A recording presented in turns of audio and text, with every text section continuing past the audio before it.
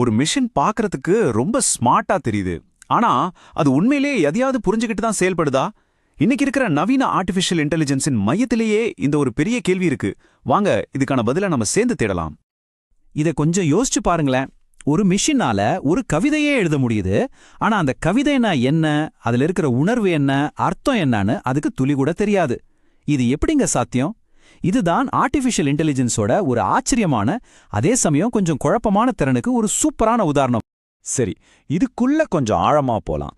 இங்க 2 விஷயங்கள் இருக்கு. ஒரு பக்கம் ஒரு மெஷின் ரொம்ப பயனுள்ளதா புத்திசாலித்தனமா நடந்துக்கிறது. இன்னொரு பக்கம் அது செய்யற விஷயத்த உண்மையிலேயே ஆழமா புரிஞ்சுக்கிறது. பார்க்கறதுக்கு ஸ்மார்ட்டா தெரியறதுக்கும் உண்மையிலேயே புரிஞ்சுக்கிறதுக்கும் நடுவுல இருக்கிற இந்த பெரிய வித்தியாசத்தை தான் நாம இன்னைக்கு அலச போறோம். நாம ஏன் ஒரு மெஷினை பார்த்து அட இது எவ்வளோ புத்திசாலின்னு நினைக்கிறோம்? ரொம்ப சிம்பிள். பொதுவா மனுஷங்க செய்யற கொஞ்சம் யோசிச்சு செய்ய வேண்டிய வேலைகள் எல்லாம் அது செய்யும்போது நம்ம அப்படின்னு நினைக்கிறோம். நாம பார்க்கறத வச்சுதான் அதோட புத்திசாலித்தனத்தை மதிப்பிடுறான் இல்லையா? இன்ட்ரெஸ்டிங்கான விஷயம் என்னன்னா, பெரிய பெரிய எக்ஸ்பர்ட்ஸ் கூட ஏஐக்கு டெஃபினிஷன் கொடுக்கும்போது அது மனுஷங்கள மாதிரி நடிக்கிற திறனை பத்தி தான் பேசுறாங்க. அதாவது அது எப்படி மனுஷங்கள மாதிரி நடந்துக்குதுன்னு தான் பார்க்கறாங்களே தவிர அதுக்கு உண்மையிலேயே புரிதல் இருக்கான்னு இல்ல. இதனால தான் செயல்திறன், அதாவது பெர்ஃபார்மன்ஸ்ங்கிற விஷயத்துக்கு நம்ம வரோம். நம்ம டெய்லி லைஃப்ல இதெல்லாம் பார்த்திருப்போம் இல்லையா? போட்டோஸ்ல ஃபேஸை கரெக்டா கண்டுபிடிக்கிறது, அடுத்து என்ன படம் பார்க்கலான்னு நமக்கு ரெக்கமெண்ட் பண்றது, நாம கேட்கிற கஷ்டமான கேள்விகளுக்கெல்லாம் டக்குன்னு பதில் சொல்றது, இது மாதிரி நிறைய சொல்லலாம். இதெல்லாம் பார்க்கும்போது இதுக்கெல்லாம் கண்டிப்பா ஒரு நுண்ணறிவு வேணும்னு நமக்கு தோணும். அதனால தான் இந்த சிஸ்டம்ஸ் எல்லாம் ரொம்ப ஸ்மார்ட்னு நாம நினைக்கிறோம். சரி, இது வரைக்கும் இந்த மிஷின்ஸ் ஏன் நமக்கு புத்திசாலியா தெரியுதுன்னு பார்த்தோம். இப்போ அடுத்த கட்டமா அதுங்க உண்மையிலே எப்படி இந்த வேலைகளை எல்லாம் செய்யுதுன்னு பார்க்கலாம். அதாவது அந்த மேஜிக் எப்படி நடக்குதுன்னு பார்ப்போம். இதுக்கு பின்னாடி இருக்கிற முக்கியமான டெக்னாலஜி தான் மிஷின் லேர்னிங். நல்லா கவனிங்க, இது யோசிக்கிறது கிடையாது. இது என்ன பண்ணோம்னா, கோடிக்கணக்கான டேட்டாவை எடுத்து அதுக்குள்ள ஒளிஞ்சிட்டு இருக்கிற பேட்டர்ன்ஸை, அதாவது சில புள்ளி விவர தொடர்புகளை கண்டுபிடிக்கும்.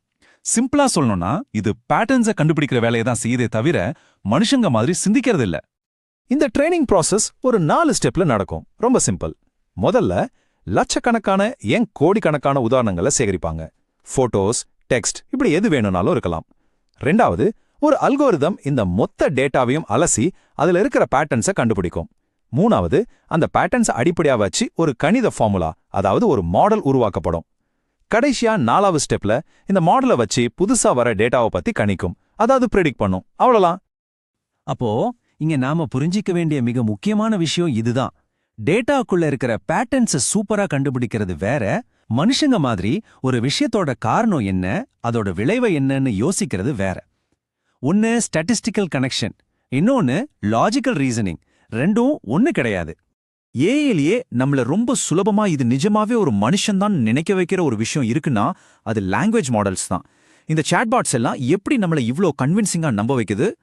இது ஏதோ இப்போ நேத்து வந்ததில்ல. யோசிச்சு பாருங்க, 1960கள்லயே எலைசான்னு ஒரு சிம்பிளான சாட்பாட் இருந்துச்சு. அது பெருசா ஒண்ணும் பண்ணல. மக்கள் என்ன சொல்றாங்களோ அதையே ஒரு கேள்வியா திருப்பி கேட்டுச்சு, அவ்வளவுதான். ஆனா அதை வச்சே அது ஒரு உண்மையான தெரபிஸ்ட்னு சில பேர் நம்ப ஆரம்பிச்சிட்டாங்க. இதுல இருந்து என்ன தெரியுது? சரளமா ஒரு மொழி நம்ம கிட்ட பேசும்போது அதுக்கு பின்னாடி ஒரு உண்மையான புரிதல் இருக்குன்னு நாம இயல்பாவே நம்பிடுறோம். இன்னைக்கு இருக்கிற இந்த பெரிய நவீன லாங்குவேஜ் மாடல்ஸோட மொத்த ரகசியமும் அடிப்படையில ஒரே ஒரு விஷயத்துல தான் அடங்கியிருக்கு. அது என்னன்னா, ஒரு வாக்கியத்துல அடுத்ததா என்ன வார்த்தை வர்றதுக்கு அதிக வாய்ப்பு இருக்குன்னு கணிக்கிறது. Just predicting the next word, அவ்வளவுதான். இங்கதான் அந்த ஆஹா மொமெண்ட் இருக்கு.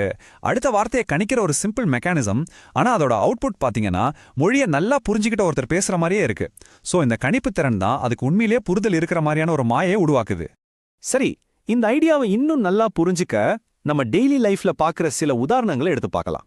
முதல்ல இமேஜ் கிளாசிஃபிகேஷன் எடுத்துக்கலாம். இது ரொம்ப காமனான ஒரு ஏஐ டாஸ்க். இங்க பாருங்க, கையால எழுதப்பட்ட நம்பர்ஸ பிக்சல் பேட்டர்ன்ஸை வச்சு இது கரெக்டா அடையாளம் கண்டுபிடிக்குது.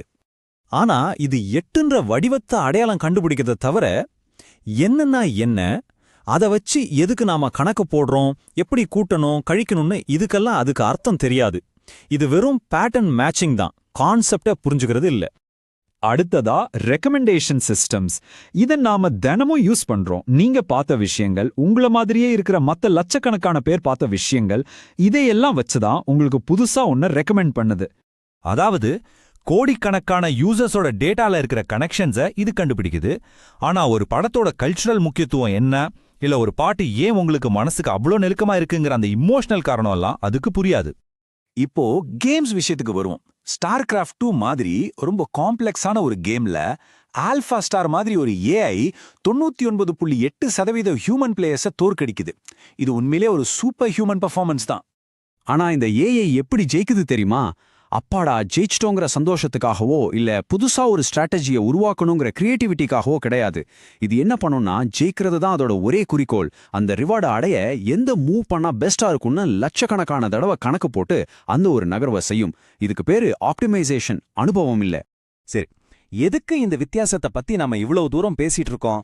எதுக்கு இத நாம சரியா புரிஞ்சுக்கணும்? இது நடைமுறையில அவ்வளோ முக்கியமானதா? கண்டிப்பா முக்கியம். ஏன்னா இதை நம்ம கண்மூடித்தனமா நம்ப ஆரம்பிச்சிட்டா அது சில சமயம் சொல்ற தப்பான விஷயங்களையும், அதாவது ஹாலுசினேஷன் சொல்லுவாங்க, அதையும் நம்பிடுவோம்.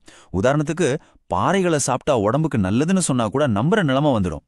அதே சமயம் இதை குறைச்சு மதிப்பிட்டோம்னா நம்ம கையில இருக்கிற ஒரு பவர்ஃபுல்லான டூலை நம்ம மிஸ் பண்ணிடுவோம். ஸோ பாயிண்ட் என்னன்னா, இது ஒரு கருவி. எந்த வேலைக்கு எந்த கருவியை பயன்படுத்தணுமோ அங்க மட்டும்தான் பயன்படுத்தணும். அதோட பல என்ன, பலவீனம் என்னன்னு தெரிஞ்சுக்கிட்டாதான் நம்மளால அதை சரியா செய்ய முடியும். ஸ்டாட்டிஸ்டிஷியன் ஜார்ஜ் பாக்ஸ் சொன்ன ஒரு விஷயம் இங்க ரொம்ப அழகா பொருந்தும். எல்லா மாடல்களும் தப்பானவ தான், ஆனா அதுல சிலது ரொம்ப பயனுள்ளவை. ஏஐ மாடல்ஸுங்கிறது முழுமையான அறிவு கொண்ட ஒரு மனம் கிடையாது, ஆனா அதுங்க ரொம்ப ரொம்ப யூஸ்ஃபுல்லான கருவிகள். அதனால கடைசியா நாம கேட்க வேண்டிய கேள்வி இது புத்திசாலியா இல்லையாங்கிறது இல்ல. அதுக்கு பதிலா இதோட புத்திசாலித்தனம் எப்படி வேலை செய்து அதை நாம எங்க சரியா பயன்படுத்தலாம்னு கேட்கணும்.